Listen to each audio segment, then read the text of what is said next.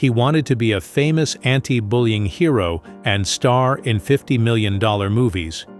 Instead, I used his own videos to expose him as a bully and took his multi-million-dollar superhero movie role for myself. The hallways of Northwood High weren't just corridors. They were gauntlets. For 4 years, I, Ethan Cross, learned to navigate them with the hypervigilance of a soldier in an active war zone. My sanctuary was the school library, a quiet corner between the stacks of historical biographies where I could disappear into worlds where problems had solutions and justice eventually prevailed. But between that sanctuary and my front door stretched a kilometer of pure dread, dominated by one person, Brett, the Hammer, Donovan. Brett wasn't just a bully. He was an institution. He was the golden boy quarterback with a jawline that seemed carved from marble and a smile that teachers mistook for charm. But I saw the cold calculation behind it.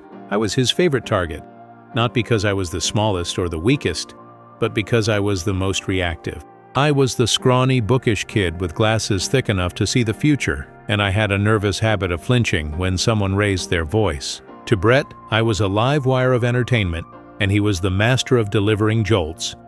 The foundation of my torment was laid brick by brutal brick. It started in freshman year with accidental shoves into lockers and the classic trip in the cafeteria, but it quickly evolved into something more systematic, more creative in its cruelty. He didn't just want to hurt me. He wanted to document my humiliation. This was the dawn of social media, and Brett was an early adopter of its darkest potential.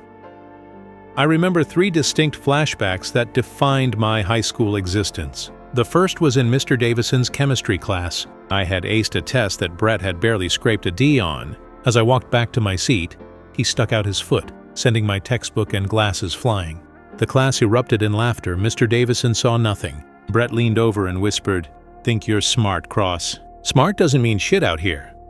The second was the day of the winter formal. I had mustered every ounce of courage to ask Sarah Jenkins, a girl from my art class, to be my date. She'd said yes. For one glorious week, I felt normal. Brett found out. In the middle of the dance with a slow song playing, he grabbed the microphone from the DJ. "Hey everyone, look at Cross. He thinks this is a real date. Sorry to break it to you, Sarah, but this is a charity case. My mom made me do this." The lie was so effortless, so devastating. The laughter that followed wasn't the snickering of the chemistry lab. It was a roaring, humiliating wave. Sarah fled in tears. I stood frozen on the dance floor, the lights feeling like interrogation beams. But the third memory, the one that would later become my key piece of evidence, was the toilet epiphany, as Brett had so wittily titled the video on his now defunct Brett's World social media account. It was a Tuesday after school. I was in the second-floor bathroom, trying to clean a spot of ink off my shirt. Brett and 2 of his linebackers walked in. The door locked with a click that sounded like a cell door slamming shut. "Look, guys," Brett had said, his phone already recording. "Cross is having a moment of clarity. Let's help him see things more clearly." What followed was a blur of struggling, of grunts, of their overwhelming strength. They forced my head into the toilet bowl. I remember the shock of the cold porcelain, the smell of industrial cleaner, the sheer animal terror of having my face submerged. Brett flushed. The roar of the water filled my ears, a vortex of humiliation and panic. As I came up sputtering, gasping for air, my glasses askew, Brett held the phone close to my face. "See? Everything's clearer now, isn't it, nerd?" The video ended with their laughter, a sound that would echo in my nightmares for a decade. My sanctuary wasn't just the library, it was my own potential. I had dreams of being a lawyer, of standing up for people who couldn't stand up for themselves. But Brett's relentless campaign made that dream feel like a pathetic fantasy. He was systematically erasing my personhood, reducing me to a punchline in his personal comedy show. Every day was a lesson in endurance. I developed a stomachache every Sunday evening. I learned to become invisible, to walk with my head down, to make myself a smaller target.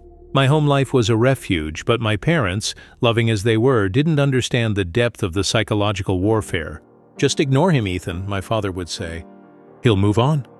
But Brett didn't move on. I was his masterpiece.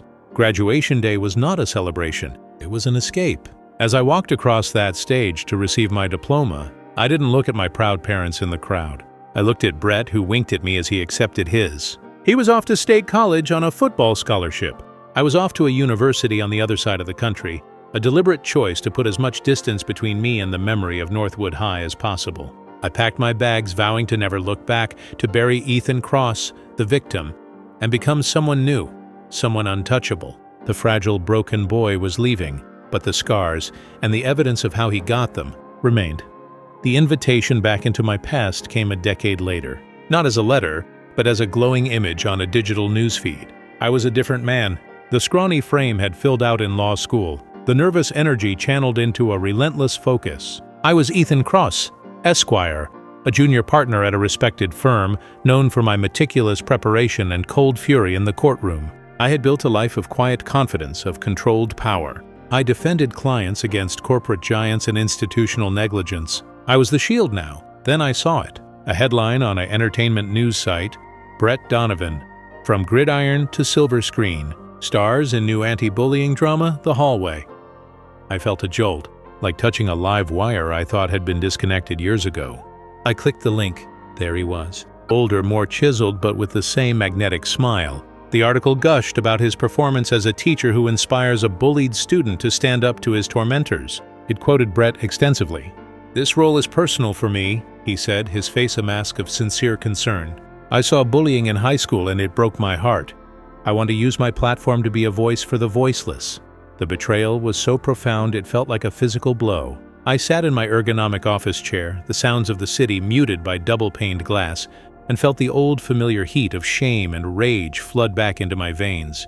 He wasn't just moving on. He was profiting from my pain. He was sanitizing his past, rewriting history, and positioning himself as a saint.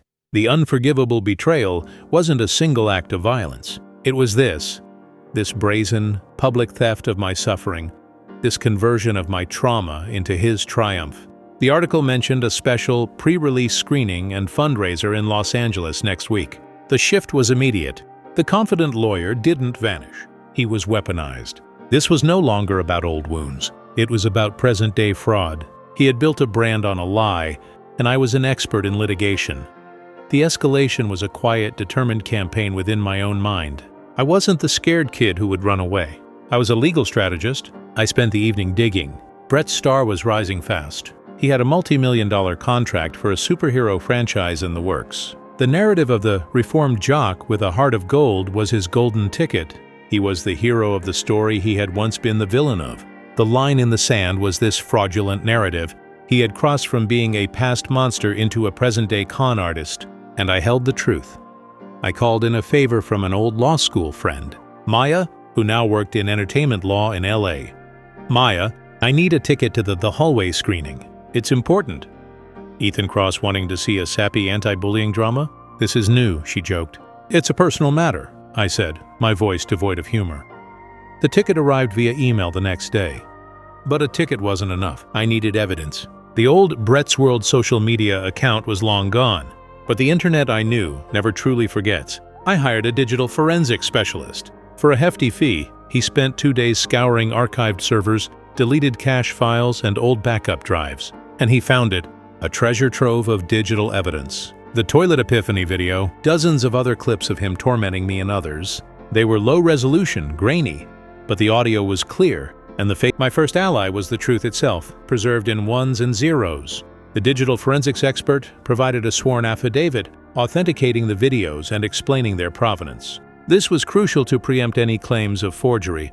My second ally was the venue itself. The special screening was a media circus. It wasn't just a movie showing, it was a platform for Brett's new persona. This meant there would be reporters, cameras, and live social media feeds. It was the perfect stage for a confrontation, a highly visible, controlled environment where his reaction would be broadcast to the world. I wasn't going to ambush him in a dark alley. I was going to cross-examine him on the red carpet.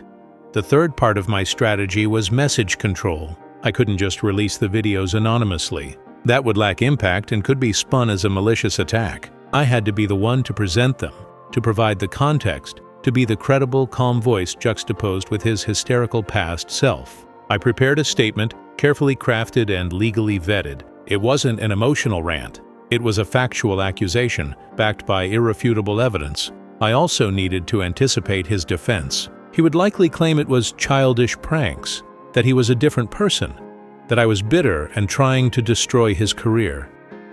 My response was prepared. This isn't about childish pranks. This is about a pattern of predatory behavior. And while people can change, building a multi-million-dollar career on the lie of being an anti-bullying advocate while having been a prolific bully is the height of hypocrisy and fraud. This is about accountability. I flew to LA the day before the screening.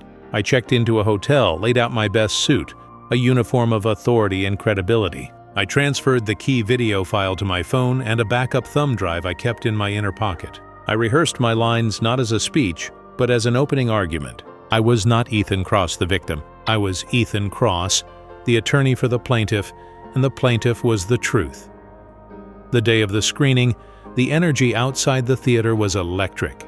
Paparazzi flashes popped, fans screamed, and entertainment reporters chattered into their microphones. I watched from the periphery as Brett worked the red carpet, oozing charm, posing for pictures, giving sound bites about the importance of this film's message. Each word was a nail in the coffin of his own credibility.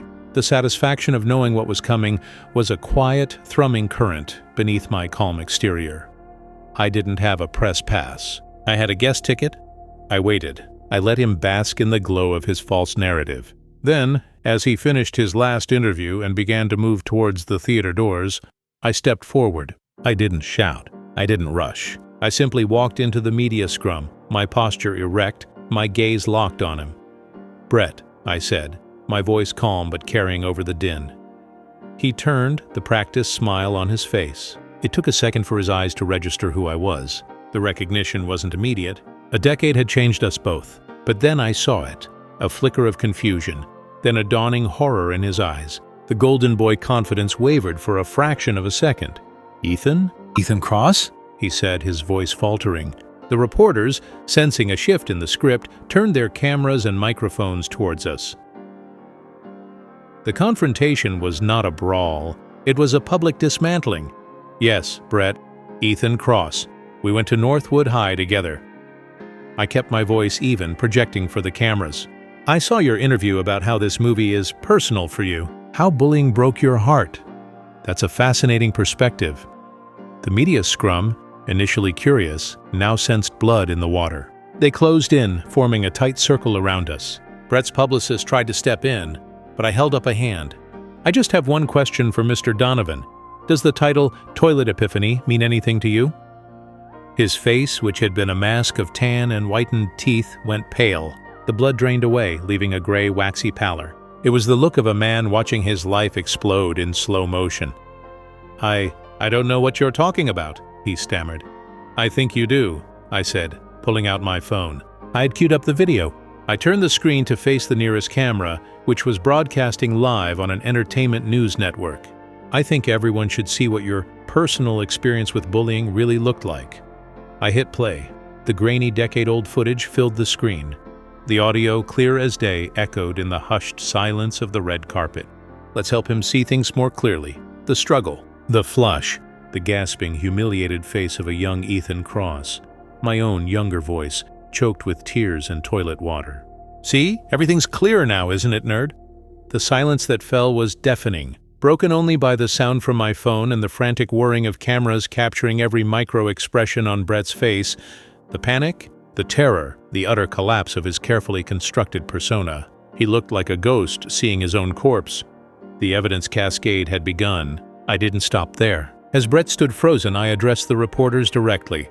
This wasn't an isolated incident. This was a daily reality for me and others, meticulously documented by Brett on his Brett's World social media account. He wasn't a bystander who felt bad. He was the architect of the pain he now claims to fight. His entire anti-bullying platform is a fraud, built on the very trauma he inflicted. His publicist was now physically trying to pull him away, but it was too late. The dam had broken. Reporters were shouting questions, not about the movie, but about the video. "Brett, is that you in the video? Can you explain this? Are you a bully?" Brett, his voice a broken whisper, managed to utter a single sentence before being hustled away. I was a different person. I'm so sorry." But his apology was lost in the media storm. The reckoning was playing out in real time across social media and news networks. Within an hour, Brett Donovan as a bully was trending worldwide. The narrative of the Golden Boy hero was eviscerated, replaced with the viral video of a cruel, laughing teenager. The collapse was absolute and swift. The studio behind the hallway, faced with a PR nightmare of nuclear proportions, pulled the film from its release schedule indefinitely. The producers of his upcoming superhero movie issued a statement within 24 hours, severing all ties with him. His endorsement deals vanished. His agent dropped him. The legal fallout began as well, with talk of lawsuits for fraud and misrepresentation from the studios who had invested millions in his false image. The final, formal apology came a week later, in a televised press conference he was forced to hold. He sat alone at a table, no longer the dazzling star but a hollowed-out man. He read from a prepared statement, his voice shaking, admitting to his past behavior, apologizing to me and others he had hurt. It was a complete and total surrender, but it was too late. The court of public opinion had already reached its verdict. Guilty. In the weeks that followed, a profound sense of peace settled over me. It was a different peace than I had found by running away. This was a peace earned through confrontation, through the application of justice. The ghost of Northwood High had been exorcised not by time but by truth. I had stood in the heart of my bully's empire, armed only with evidence and the confidence I had built for myself, and I had watched that empire crumble to dust. The most poetic twist, the karmic flourish that sealed the entire saga, came in the form of a phone call. It was from Arthur Bloch, the veteran no-nonsense producer who had been behind Brett's now-cancelled superhero film, Vanguard. Mr. Cross, Bloch's voice was a gravelly rumble. Arthur Bloch here. I've been following your story. Nasty business, but you handled yourself with impressive precision. Thank you, Mr. Bloch, I said, wary. Here's the thing, he continued. Vanguard is a film about an ordinary man who stands up to a powerful, corrupt system. It's an anti-bullying story on a galactic scale. We thought we had our hero. Turns out we had the villain. We need a new lead, someone with integrity, someone who understands what it means to face down a bully and win. We want you. I was speechless. The world had truly turned upside down. Me? I'm not an actor. You don't need to be, Bloch said. You just need to be you, the lawyer who used the truth as a weapon. The audience will believe it because it's real. We'll coach you. The part is yours if you want it. I took the part. Why? Because it was the ultimate reversal. The role of the hero, written for my tormentor, was now mine. It was a message to every kid being bullied that the script can be flipped, and that the nerd can grow up to not only defeat the quarterback, but to literally take his place. The day the casting was announced, I posted a single triumphant photo on social media. It was the cover of the Vanguard script with my name on it. The caption was simple, a nod to the cosmic justice of it all. That's karma, my boy. All. That's karma, my boy. The comment section erupted. It was a victory lap not just for me, but for everyone who had ever been pushed down. I had taken the single most humiliating moment of my life and transformed it into the source of my greatest power. The fragile boy in the toilet was finally avenged by the confident man in the spotlight. The new dawn wasn't just about my success. It was about the closure, the vindication, and the beautiful, perfect, poetic justice of it all. If you are carrying the weight of a painful past, remember that your greatest vulnerabilities can become your greatest strengths. Do not run from your demons. Arm yourself with the truth and confront them. Forge your pain into purpose. Your past does not define you, but how you choose to confront it can redefine your entire future. Stand tall, build your power, and when the time is right, demand the reckoning you deserve.